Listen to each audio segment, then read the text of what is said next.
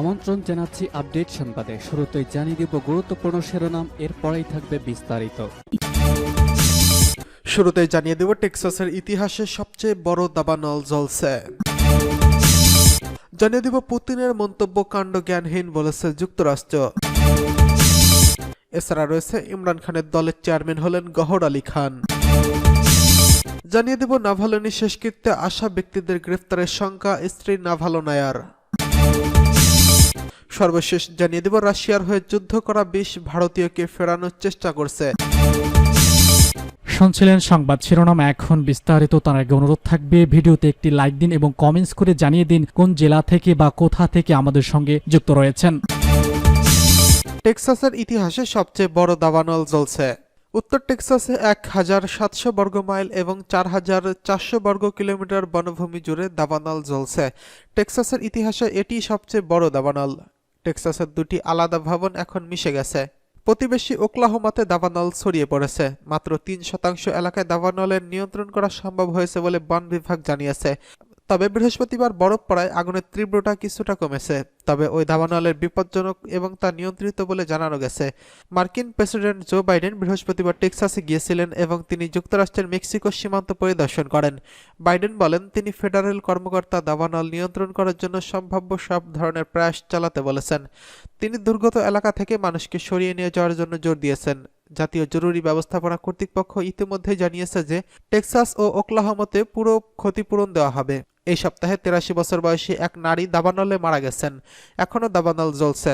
কত মানুষ ক্ষতিগ্রস্ত হয়েছেন, কত ঘরবাড়ি পুড়েছে তা জানা যায়নি। এই অঞ্চলে এই সময় দাবানলের ঘটনা অস্বাভাবিক নয়। আর এই বছর তাপমাত্রা অনেকটাই বেশি ছিল, তার জন্যই দাবানল এভাবে ছড়িয়ে পড়েছে। বন বিভাগের পক্ষ থেকে জানানো হয়েছে আরেকটি দাবানল ৩,৬০০ একর জুড়ে হয়েছিল, তাকে নিয়ন্ত্রণ করা সম্ভব হয়েছে। পুতিনের মন্তব্য কাণ্ডজ্ঞানহীন বলেছে যুক্তরাষ্ট্র।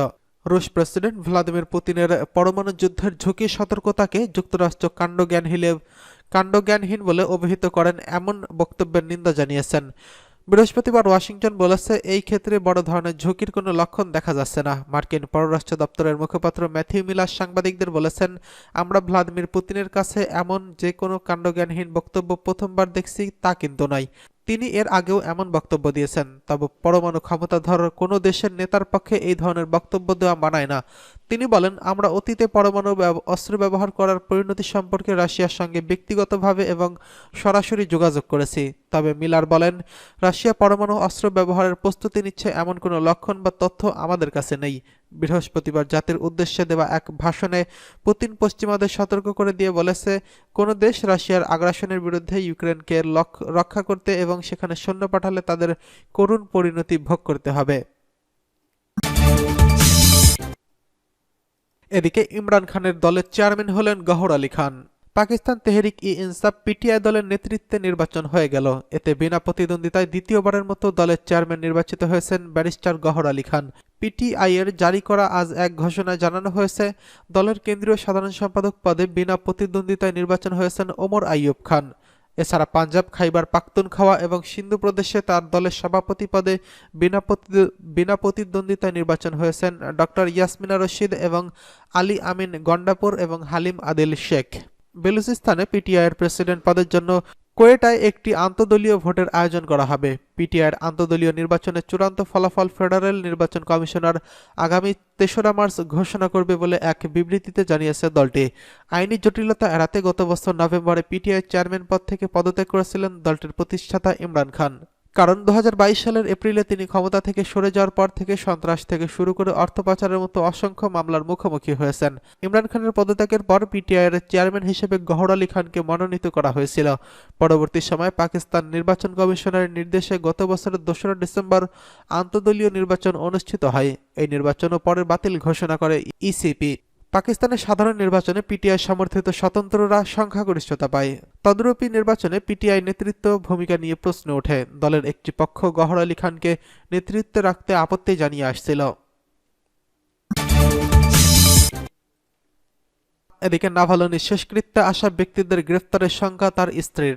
রহস্যজনকভাবে কারাগারে মৃত্যুবরণ করেছেন রাশিয়ার প্রেসিডেন্ট ভ্লাদিমির পুতিনের বিরোধী দলীয় নেতা আলেক্সে নাভালনি। জেল কর্তৃপক্ষের তথ্য অনুযায়ী গত 16 ফেব্রুয়ারি দেশটির সাইবারিয়া অঞ্চলে পোলার উলফ কারাগারে হাঁটাহাঁটি করার সময় হঠাৎ অজ্ঞান হয়ে পড়েছিলেন পুতিন কট্টর সমালোচক। এরপরই নাভালনির মৃত্যু হয়েছে বলে জানিয়েছে জেল কর্তৃপক্ষ। নাভালনির মৃত্যু 12 দিন পর অবশেষে তার শেষকৃত্য সম্পন্ন হবে আজ। মস্কোর রাজধানী স্থানীয় সময় 2টায় মেরিনোতে মাদার অফ গড কুইন্স মাই সারস এবং গির্জায় তার শেষকৃত্যর এই অনুষ্ঠান সম্পন্ন হবে।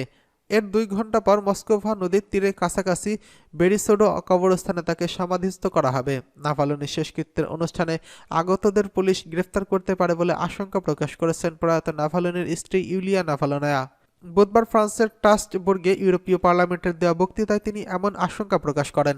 নাভালনায়া বলেন, নাভালনির মৃত্যুর 12 দিনের মধ্যে আমি এই বক্তৃতা প্রস্তুত করার জন্য সময় পাবো বলে ভেবেছিলাম, তবে তার মরদেহ পেতে এবং তার শেষকৃত্যের আয়োজন করতে 1 সপ্তাহ কেটে গেছে। তারপর আমি কবরস্থান ও কফিন বেছে নিয়েছিলাম। এটা শান্তিপূর্ণ হবে কিনা আমি নিশ্চিত নই। যারা আমার স্বামীকে বিদায় জানাতে আসবে তাদের পুলিশ গ্রেফতার করবে কিনা সেটাও জানি না।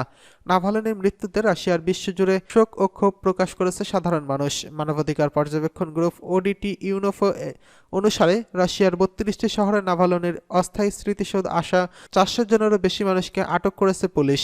নাভালনির মৃত্যুর পর লাশ পরিবারের কাছে হস্তান্তরে বিলম্ব করছিল কর্তৃপক্ষ। অবশেষে গত শনিবার 24 ফেব্রুয়ারি নাভালনির মা তার কাছে লাশ হস্তান্তর করা হয়। এদিকে রাশিয়ার হয়ে যুদ্ধ করা 20 ভারতীয়কে ফেরানোর চেষ্টা চলছে। রাশিয়া ইউক্রেন যুদ্ধক্ষেত্রে এখনও আটকে রয়েছেন অন্তত 20 জন ভারতীয় নাগরিক। তারা ভারত সরকারের সঙ্গে যোগাযোগ করার চেষ্টা করেছেন এবং তাদের দ্রুত সময়ের মধ্যে ফিরিয়ে আনার জন্য সব ধরনের চেষ্টা করছে মোদী প্রশাসন। বৃহস্পতিবার 29 ফেব্রুয়ারি মুখপাত্র রণধীর জয়সওয়াল এসব তথ্য জানান। দিন কয়েক আগে শোনা গিয়েছিল ইউক্রেন যুদ্ধে রুশ সেনাবাহিনীতে যোগ দিচ্ছেন ভারতীয়রা। তেলেঙ্গানার সংসদ সদস্য আসাদুদ্দিন ওয়েসি এই চাঞ্চল্যকর অভিযোগ তোলেন। তারপরই নড়ে চড়ে বসে ভারত সরকার। 23 ফেব্রুয়ারি বিবৃতি জারি করে ভারত পররাষ্ট্র মন্ত্রণালয় বলে, আমরা জানতে পেরেছি যে কয়েকজন ভারতীয় নাগরিক রাশিয়ার সেনাবাহিনীতে নাম লিখিয়েছেন। তারা যুদ্ধের সহকারী হিসেবে কাজ করছেন। বিষয়টি নজরে আসতেই সংশ্লিষ্ট রুশ কর্মকর্তাদের সঙ্গে যোগাযোগ করেছে ভারতীয় দূতাবাস। ওই ভারতীয়দের দ্রুত চুক্তি থেকে অব্যাহতি দেওয়ার বিষয়ে রুশ কর্মকর্তাদের সঙ্গে প্রতিনিয়ত কথা বলা হচ্ছে। এরই মধ্যে বেশ কয়েকজন ভারতীয়কে মুক্তি দেওয়া হয়েছে, কিন্তু এখন অন্তত 20 জনকে আটক করেছে। আমরা সব ভারতীয়দের অনুরোধ জানাচ্ছি, যথাযথ সতর্কতা অবলম্বন করুন, এই ধরনের কর্মকাণ্ড থেকে দূরে থাকুন।